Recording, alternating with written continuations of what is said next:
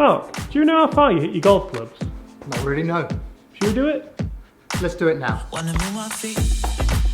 Wanna drink my wine. Wanna move my feet. Wanna drink my wine. Wanna move my feet. Wanna drink my wine. Wanna move my feet. Wanna drink my wine.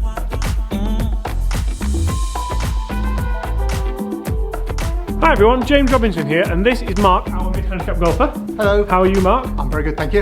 I think, first of all, we have to say, Mark, welcome to the channel. If you're new here, don't forget to subscribe. Click the buttons at the bottom of the screen. Thumbs up. Make sure you ring the bell. Yes. So that you get the alerts when they come through to you. So guys, today's video is about a mid-handicap gapping test. So Mark got some new clubs fairly recently, not that recently. We should September. We could have done this sooner, not gonna lie guys, we could have done it sooner, but the main thing is we are here now. Guys, before we even start, I want you to hit those comments below. Do you think people have had gapping sessions? Do people know how far the clubs go? No, I would suspect I know approximately how far I hit a 7-iron, and everything else is 10 yards different. Yeah, so guys, let us know, because we're really interested to know. First of all, what standard are you? A high handicap, mid handicap, low handicap? And also, have you had a gapping test? Do you know how far your clubs go? I think there'll be a correlation in the answers there, to be fair. Yeah, I think so. So guys, without any further ado, let's get you hitting some golf shots. Now, I'm going to talk you through the gapping session as well as we do it, so that if you guys do want to go and rent a launch monitor or something like that, you can't see, but ours is down there. That's why I'm pointing down there. You'll know exactly what you need to do. So Mark, we're going to start off with whatever club you're warming up with, so that's your 7-iron. Yeah, I've got the 7-iron. And what we're not going to do, we're not going to start pitching wedge, go 9, 8, 7, 6, 5, 4, 3, 3-wood driver, because you'd never do that. It's not, no. So we're going to kind of pick and comparison, choose and and go again. Move around in the bag. Right, and let you carry on. Okay.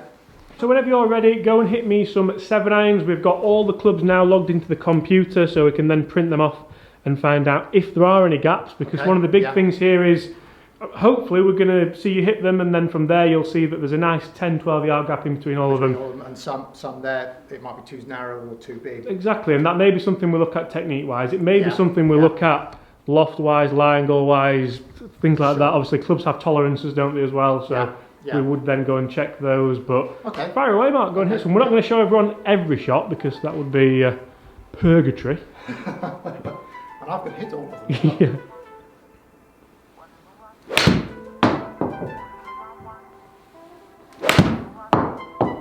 That sound. Great swing. Beautiful. So you've been having lessons, Mark? I have, yes. Not with me? You're never around, Joe. I'm never I can around. have a lesson with you. I'm never around. But guys, just quickly, here's how this test is going to go. We are hoping that Mark's going to hit 3 or 4 good shots with each club. Any real bad shots, and by real bad shots, I don't mean a little bit thin, a little bit fat, but I mean real kind of, what's what I'm looking for? Anomalies? Anomalies. Shanks. I'm thinking anomaly, but Mark's thinking shank. Hopefully not. But we would take those out. But what we don't want is, I'm not going to let him hit 4 shots until he hits his 4 best shots ever and call that a gap, because... Who hit that? Did you hit that? Yeah. Because that wouldn't be a fair gap, would it? We need to know how far it goes on average, not just when you absolutely middle it 4 times in a row and then move on. Unless that's what you do, because that seems to be what you're doing here. Are you happy with that? Do you want to hit 1 more, or...? Well, I've done 4. It was going to be 3 or 5, wasn't it? We can't stop on 4. All right. Unless you're happy with 4. Oh, that swing is dialed in, Mark. How are you... Is it 14? Yes. How are you still 14? Because I've only just got my new clubs. Right, so now we're going to go down to the 9-iron. And I'm even going to play caddy here, so I'm going to pass it you. There you go, sir. Thank you very much. And we'll pop this. Yeah, well, they're not going back in the right place. That one's going in the wedge department, Mark. Sorry, mate. But you have actually had a big change of heart, haven't you, in the bag recently? I've resorted it because of the number of criticisms I've received about having my bag in the order I had it in. So I've changed it around just to see if it makes sense. And as you know, Mark, I'm totally against online trolling. I find it horrendous. Don't like it all, but it was well deserved when that drive was in the bottom there. That was... As it happens, I haven't noticed a difference. Anyway. Right, 9-iron.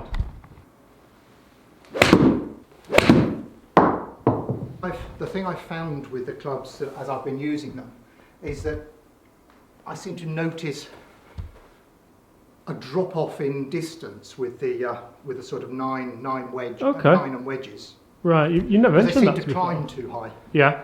So Yeah, and you can see actually on the screen there that for a 9-iron that is very high, isn't it? And information like this is imperative. So for you, obviously, I would class this as a lesson, to be fair. Would you? I'll stand up straight if you're going to come a bit closer. Would you class this as a lesson? I definitely would. Yes. So lessons always go how you want them to go, and you need to put in what you want to take out as such. Definitely. So as much feedback you can give me about what club does what when you're out there, the more that's going to help me as a fitter, a teacher, even just somebody who's kind of totting the numbers up for you, really. Yeah. So we can then start to see, right, there's a gap there, we're going to plug it, that's how we're going to do it. Sure. Okay? Yes.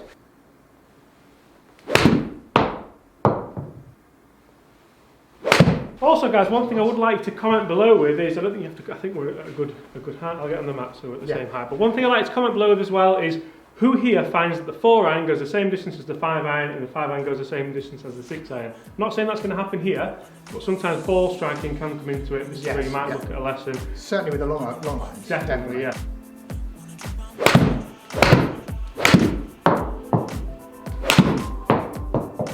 That's good. So right now we're going to go 52 because that's what I've just picked out.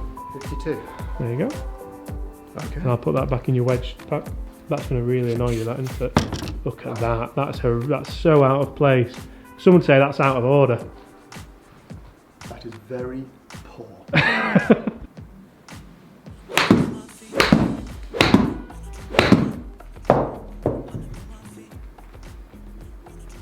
Nice. Call that down there, Mark. And we're going to graduate. You know, we're not going to go too far. We're just going to go to the side. We're going to go sand wedge while you're in a wedge state of mind. It's lunchtime and you need to get your wedges. There you go. And I'm going to put, so your gap wedge can go in that one there, can't it? Gap wedge can go. Just a putter there. That's okay, isn't it? Just there.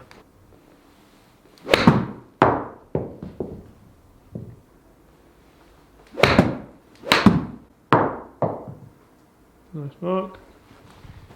Now, you know what? We're going to complete the trio of wedges. I'm going to go 60. There you 60? go. Yeah. Would you use this for full shots?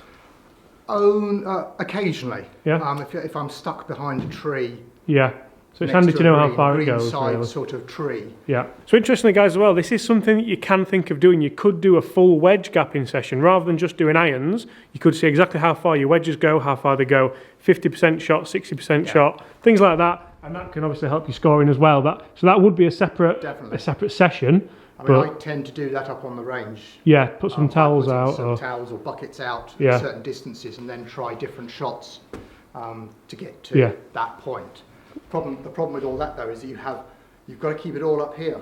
There's a multitude of different distances and different club shots. Yeah, or you can write it down. Are your playing partners really going to appreciate you always taking your notebook out to check? Well, write it on the club. Lee Westwood wrote it on his club because his wife caddied for him. Oh, did he? Made it easier. There's your lob wedge, straight through the top of the net. Wow. Brilliant. There. Straight through the net, yeah. Wow. But 80 yards, it went over like you said, so when you've got a treat to go over, there you go, very good.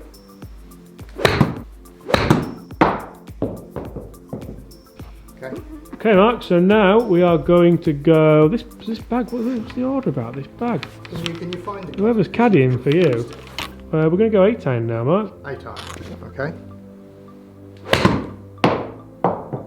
A little bit heavy, but lovely golf swing. Yeah, lovely movement. There we go. There, you're leaking right a bit, but lovely strike.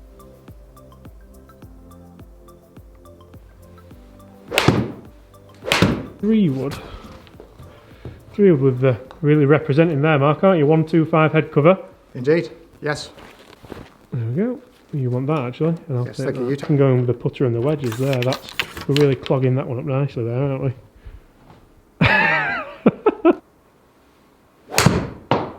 Oh, that was a nice one, Mark. Look at the state of this bag now. Honestly, anyone would think someone was taking the mick there, wouldn't they? They would. I'm not paying my caddy anything. Okay, so there's not many clubs left. Where is your pitching wedge in this bag, Mark? Where the pitching wedge should be. Oh, it's a W, not a P. I was looking for a W there. It's a W for wedge. Yeah, it's not moved yet, has it? No. What a state of that. Look at the state of that now.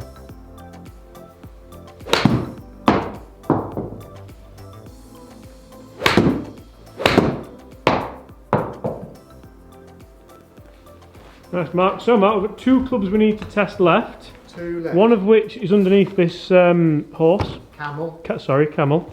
And the other one is your 4-iron. So I don't know which one you want to... I'm going to leave it up to you, really. Let's go with the camel. Camel, okay. So show everyone, and we've done what's in the bag, haven't we, recently, but show everyone what's under the camel. Big dog. The Ping G410. Oh, that sounded nice, Mark.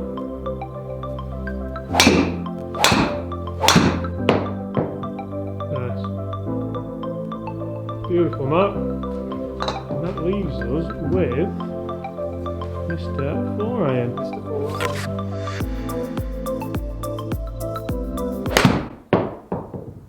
That's the best golf swing I've seen you make since the last video where I said that was the best golf swing I've seen you make.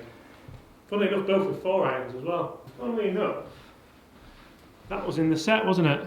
Was, yeah. For people that can't see what that is a Ping I210 3-iron, which looks beautiful, but looks a little bit hard to hit. So we're going to actually do a video on this and a few alternatives within that bag, aren't we? And see what happens. See what the differences are.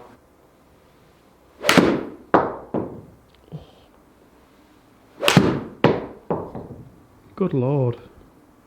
Didn't hit that very well. Oh, I feel for you. Didn't hit that very well. Well done. In the other way round. What's the matter?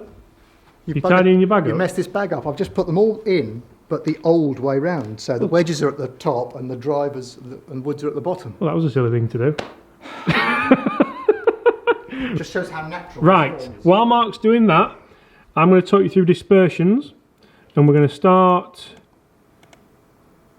top end of the bag. Driver, quite like that. 3-wood, nothing wrong with that. 5-wood we had a few problems with, so we might look at a few lessons maybe with the woods off the deck, but we did get some good ones in the end, so we've obviously taken a few of those out for the numbers because they were, as we classed, not very good. 4-iron, I've never seen a mid-handicapper hit a 4-iron that consistently. 5-iron, nothing wrong with that for a 5-iron. 6-iron, there was one that wasn't the best of strikes. 7-iron, pretty good again for a mid-handicapper. 8-iron, very nice. 9-iron, that was on a piece of string. Pitching wedge again, nice. And as we get into the wedges, you can see that there isn't really a big issue. There was just one unmentionable there. But they're your dispersions. So apart from the 5-wood... And the confusion. Well, yeah. I'm quite happy with those dispersions. Yeah, the 5-wood was disappointing. But I think that was just maybe a lapse in your concentration on the day. It was. But it's something we'll maybe look at. Yeah, you don't want it in the bag, do you? No. Now there's a big part. How far have they all gone? How far have they all gone? Let's find out. Right. So Mark, how far have they gone? And this is what Mark's going to get a screenshot of. So he's going to get all his numbers, his spin rates, his distances, everything. And I've just said to him, the great thing is, they're all in order. So a lot of times when people come for these sessions, the 3-wood is going to be at the top, the driver is going to be halfway down because they don't hit it very well, the 7-iron has gone further than the 5-iron. But actually that shows that it was a good fitting on Ping's part, because they're all doing what we want them to do. Yes, exactly. Regards to actual gaps, gapping as it were, we've got a 20-yard gap between the 3-wood and the driver, very good. We've got an 8-yard gap between the 5-wood and the 3-wood. Yeah, could be a little bit more, couldn't it? The 4-iron has actually performed incredibly well and is up there 3 yards behind the 5-wood. 5-iron only 5 yards behind the 4-iron, so that's it's not an amazing gap.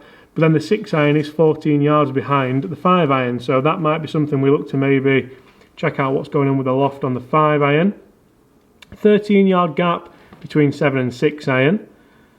Near enough a 20-yard gap between 8 and 7-iron, so again we might look at moving a few lofts around there a little bit. Only a 3-yard gap between the 9 and the 8, so that again we might look at maybe strengthening the 8 a little bit to plug both those gaps. Pitching wedge 126, so again not a terrible gap. Gap wedge 108, which I know is Mark's kind of number for that. That's interesting, isn't it? Because I know that's your. That's what we went with a 52 degree wedge for. Yeah. And then we have the finale of the sand wedge and the lob wedge, which we don't always use a lot out on the golf course for full shots, but at least you can see there you've got a nice consistent gap in with all 3 wedges. And I've got to say as well, Mark, a lot of straight shots on average there, so well done for that. That is as consistent as you're going to get, and that's really exactly so cynical. That's exactly what you would want on one of these tests, isn't it? Some absolutely, yes. Good golf swings. That's really good. So, Mark, looking at those gaps, what do you think? I think it's good. It's a good result. I already am aware that there are some issues in the bag. Yeah. With distance. Which is why we've chosen to do this, really. Yeah, exactly. I'm a little surprised with the 8-iron is a little disappointing, as is the 7-iron and the 6-iron. They're all 3 are a little bit behind. Mm-hmm. So what we might do in another session is spend maybe a little bit more time on those. Yeah. But then go into the depths of it, check what the lofts are, check what's happening with them at impact, and also check what's happening with your confidence and technique with them as well. Yeah, and I'm disappointed with the 5-wood. 5-wood and 3-wood I'd expect to be about 10 yards further up. Yeah. 4-iron, 190. Beautiful. Is exactly what I've been hitting my 4-iron for, about that sort of distance. So, very good. So that's good. But yeah, it's interesting to see those gaps, and therefore having a look at, was it just my swing, or is it something that we can do with the lofts? Lies on the clubs for it. Nice to see you neaten that up as well, Mark, because that was disgusting earlier, to be fair. Yeah. Mark, thank you so much for your time. Really appreciate it. Cheers. Thanks, James. Very, very good. Yeah, there you go. Also, guys, thank you for watching. We do hope you've enjoyed it. We hope you learned a little bit about club gapping. That's why we've done this. Obviously, we could have done it just me and yourself, but we wanted to invite you guys along. So we hope you've enjoyed it. We hope you've learned something. Guys, thank you once again. If you haven't hit that subscribe button already, we don't know why. Just go down and hit that subscribe button. Ring the bell, then they don't miss us, do they? Leave us a like if you enjoyed it. And apart from that, guys, we very much look forward to seeing you tomorrow.